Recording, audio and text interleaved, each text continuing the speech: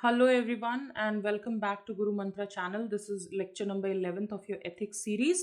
और last lecture में हमने कंप्लीट किया था कि नॉर्म्स क्या होते हैं. आज हम देखेंगे नॉर्म्स का इवोल्यूशन किस तरीके से हुआ है और नॉर्म्स किस प्रकार से हमारी सोसाइटी में बने हैं. What were norms? Norms were the conduct of behaviour. ठीक है, स्टैंडर्ड्स ऑफ बिहेवियर जिससे हम बता सकते हैं कि किसी भी तरह की वैल्यू विजिबल है या नहीं. सो देखिए, नॉर्म्स का इवोल्यूशन किस प्रकार हुआ होगा. ठीक है, जैसे किसी ने कभी नमस्कार किया होगा. ठीक है, नमस्कार किया होगा तो कोई भी नॉर्म किसी इंडिविजुअल के इनोवेशन के साथ शुरू हुआ होता है. ठीक है, कोई इंडिविजुअल सोचा, उसने इनोवेट किया और एक नॉर्म को स्टार्ट किया कि जब भी किसी को देखेंगे ऐसे करके हाथ जोड़ करके खड़े हो जाएंगे. ठीक है, एल्डर्स ने इस चीज को रिकॉग्नाइज किया होगा. जितने भी बड़े बुजुर्ग होंगे उन्होंने इस चीज को रिकॉग्नाइज किया होगा और समझा होगा कि अरे यार, मतलब ये लड़का जब भी हमें देखता है तो ऐसे हाथ जोड़ करके और खड़ा हो जाता है. तो उनको एक सेंस ऑफ रिस्पेक्ट लगी होगी. ठीक है, और उन्होंने उस चीज को एक्सेप्ट किया होगा. तो कैसे शुरू हुआ? सबसे पहले कोई भी नॉर्म किसी इंडिविजुअल के इनोवेशन से शुरू हुआ होगा. रिस्पेक्ट, एल्डर्स ने इस चीज को रिकॉग्नाइज किया होगा और एक सेंस ऑफ रिस्पेक्ट उनके मन में जागी होगी कि हाँ, ये लड़का रिस्पेक्टफुल है और उन्होंने उस चीज को एक्सेप्ट किया होगा. ठीक है, अब धीरे धीरे ये एक इंडिविजुअल की हैबिट बनती जाएगी कि जब भी किसी बड़े को देखेंगे, क्योंकि उसको एक्सेप्टेंस मिल रहा है तो सोसाइटी में उसको रिस्पेक्ट भी तो मिल रहा है, तो बाकी लोग भी ऐसा करने लगेंगे. तो एक इंडिविजुअल हैबिट बन जाएगा. ठीक है, लोग जब इस बिहेवियर को देखेंगे तो उसको सोशल एक्सेप्टेंस मिलेगा, है ना. People will start accepting this behaviour and group and lot of people will start accepting this behaviour and doing it with them. ठीक है, तो एक इंडिविजुअल की हैबिट जो है वो ग्रुप की या कलेक्टिव हैबिट बन जाएगी. ओके, जब ग्रुप या कलेक्टिव की हैबिट बन जाएगी तो सोसाइटी भी धीरे धीरे इन जनरल उसको एक्सेप्ट करेगा. उसमें एक कुछ ह्यूज डेवलपमेंट्स होंगे कि चलो नमस्कार किया, आप साथ में पैर भी छूते हैं. ठीक है, तो एक तरह का ये सोशल नॉर्म बन जाएगा, है ना. And it has level of expectations now. बात समझ में आ रही है? तो बहुत सारे लोग इसको एक्सेप्ट करने लगेंगे. समटाइम्स लेटर, कुछ टाइम बाद क्या होगा, सोशल नॉर्म एक तरह का ट्रेडिशन या कस्टम बन जाएगा. अब और लोग इसको एक्सपेक्ट करने लगेंगे. तो ये जो सोशल नॉर्म था कि भाई नमस्कार करना, पैर छूना, अब जो उसको नहीं कर रहा होगा उसके लिए तो बड़ी पीड़ा हो जाएगी, है ना. क्योंकि ये अब एक तरह का ट्रेडिशन बनने लग जाएगी कि जब भी किसी बड़े को हम देखेंगे हम इसको करेंगे ही करेंगे. ठीक है, तो बहुत ज्यादा लोगों के एक्सपेक्टेशन बढ़ जाएंगे.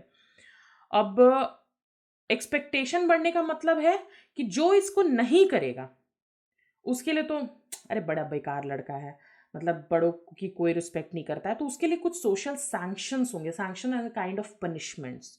ठीक है, तो जो इस चीज को फॉलो, इस नॉर्म को, इस ट्रेडिशन को फॉलो नहीं करेगा उसके लिए सोशल सैंक्शंस भी आ जाएंगे. ठीक है, और ये एक इंस्टीट्यूशन बन जाएगा. जैसे आज की डेट में मैरिज एक सोशल इंस्टीट्यूशन है ना, उसी तरीके का एक इंस्टीट्यूशन बन जाएगा रिस्पेक्ट के लिए.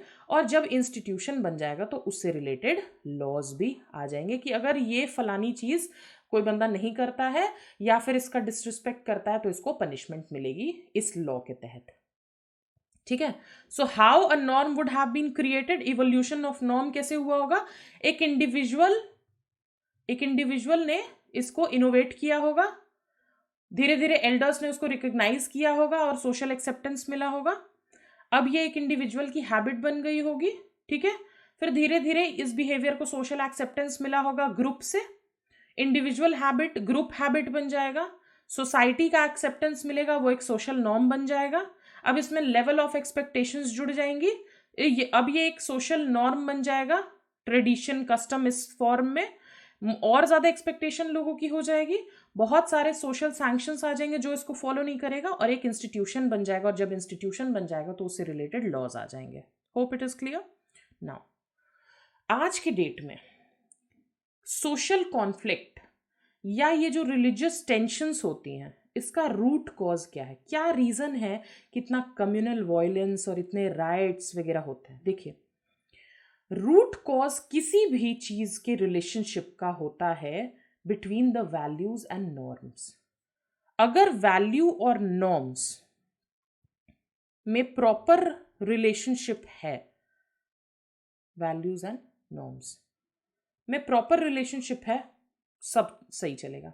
ठीक है, अब देखिए जैसे कि एग्जाम जो है, एग्जाम बोल रही हूँ, इस्लाम जो है वो अरब पेनिनसुला में डेवलप हुआ था।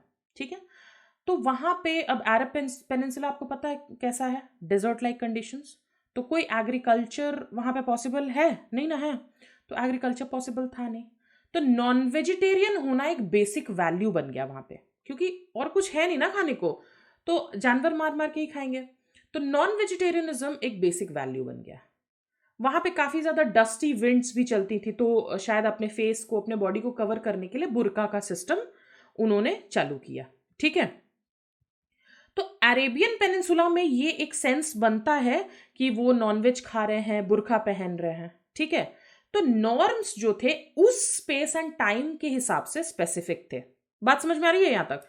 तो उस स्पेस एंड टाइम के हिसाब से स्पेसिफिक थे। इस्लाम धीरे धीरे बाकी कंट्रीज में स्प्रेड हुआ, यूरोप में।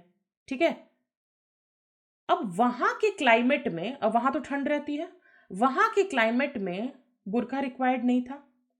ठीक है, तो वहां पे बुर्का जैसा कोई नॉर्म नहीं है, लेकिन फिर भी लोगों ने उस नॉर्म को फॉलो करने के लिए इंसिस्ट किया और उसको पहना भी।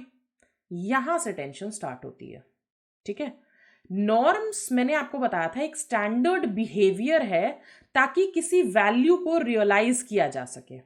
ठीक है, देखिए वैल्यूज यूनिवर्सल हो सकती है, ऑनेस्टी जैसी वैल्यू हर जगह पे फॉलो हो सकती है, इट कैन बी यूनिवर्सल, लेकिन क्या नॉर्म्स जो है वो यूनिवर्सल हो सकता है? अब बुर्का पहनना एक नॉर्म है, ठीक है, क्या वो हर जगह लागू हो सकता है? ये क्वेश्चन की बात है। ठीक है, तो नॉर्म्स एक बहुत कॉन्क्रीट वैल्यू है। ठीक है, और वो स्पेस टाइम एंड सिचुएशन के ऊपर डिपेंड करती है। तो कोई भी नॉर्म, अब हर जगह पैर छूना रिस्पेक्ट का तो नॉर्म नहीं है।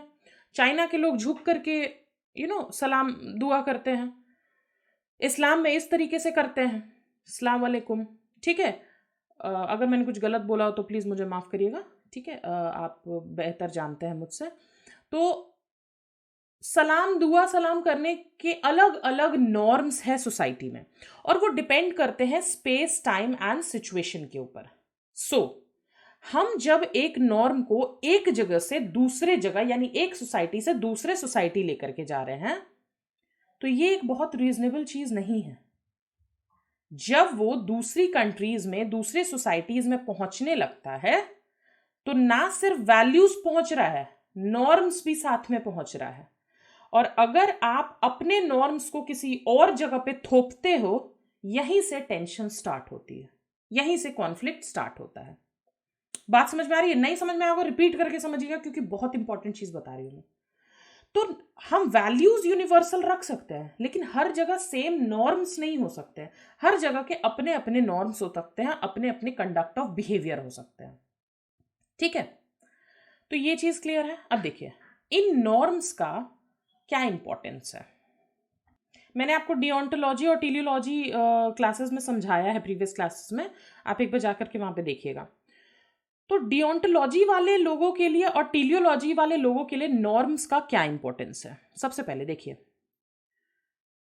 इन ग्राउंड्स के ऊपर, जो मैंने अभी आपको ग्राउंड्स बताए, इन ग्राउंड्स के ऊपर लोग ये समझते हैं कि नॉर्म्स जो है वो डिओन्टोलॉजिकल माइंडसेट से बनाए जाते हैं। ठीक है, क्योंकि नॉर्म्स जो है वो एब्सोल्यूट है, अनचेंजेबल है, स्टैटिक है, उनको चेंज नहीं किया जा सकता है।